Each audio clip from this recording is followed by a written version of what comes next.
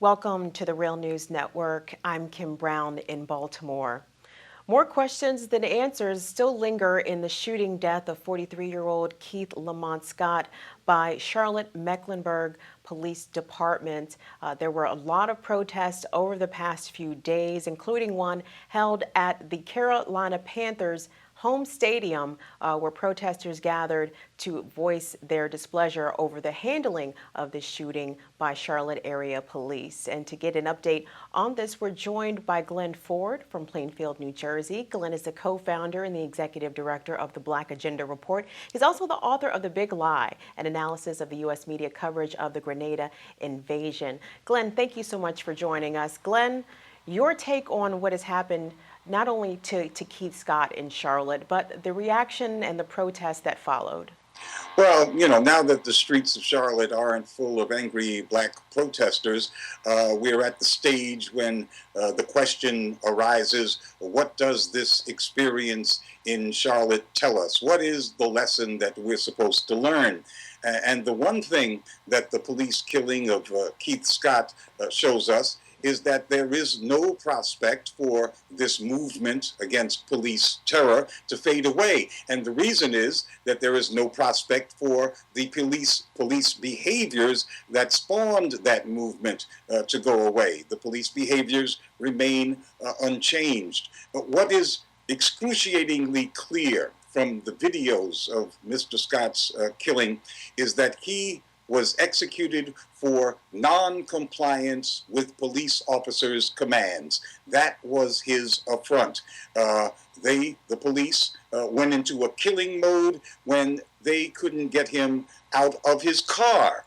And they refused to budge from that killing mode, that ready-to-kill mode, even as the victim's wife was pleading with them, telling them that Scott had a brain injury, but they made no effort to enlist her support in resolving that situation with her husband.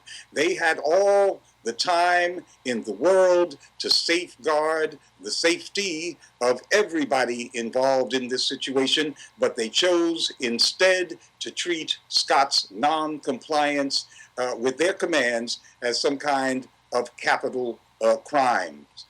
Their actions defied common sense. Any normal person looking at those videos would say that these were nonsensical actions. But one has to understand that the police mission in Black America is to impose arbitrary rules and punish people who don't go along with those arbitrary rules right away with deadly force. Failure to comply is a capital crime. And every black person knows that this is a standard that was designed for black communities, not for other people's communities. And since this is how the police in this country are trained to work, how they're encouraged to work, it doesn't matter if the cops are black or if they're white, or if the city is north or south, or if it's old south or new south. The rule is still the same. You comply or you die. Compliance is also, of course, the overarching priority in prison. And police in the United States act as if black people are such a dangerous population that they have to be forced into these rituals of compliance, just like they do in prison. And if they're not forced into these rituals of compliance, well, the whole society will then fall apart. It's clear that the social order that they're afraid will fall apart if there is not this non-compliance under pain of death is a white supremacist social order. And so the black police chief in Charlotte, he was finally forced to show those police videos after Mr. Scott's wife's videos went public. But there's a North Carolina law that goes into effect just in a few days, in fact, that would keep such police videos secret. And the governor of North Carolina, Mr. McCrory, when he signed the bill, he said this law was necessary to keep these kinds of videos secret in order to protect law enforcement. So we see that the state and the police protect each other, and both of them protect the white supremacist social order, but there's nobody out there protecting black people. Well, Glenn, you raise an interesting point about compliance because we seen rather a black man in Tulsa, Oklahoma, 40-year-old Terrence Crutcher, who was shot and killed by police officer Betty Shelby when there was lots of video of him appearing to be extremely compliant, hands in the air, walking very slowly. The police claim that he was not obeying commands, but the video seems to dispute that and prove otherwise. And now Betty Shelby is facing a charge of manslaughter.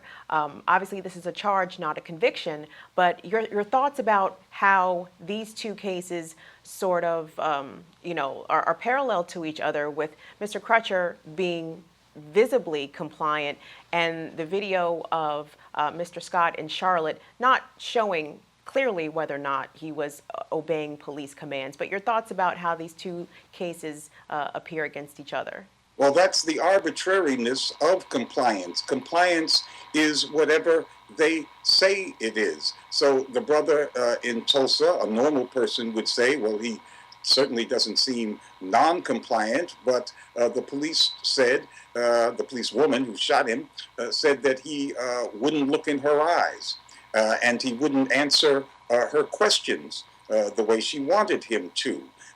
And apparently that is enough to earn you a death sentence.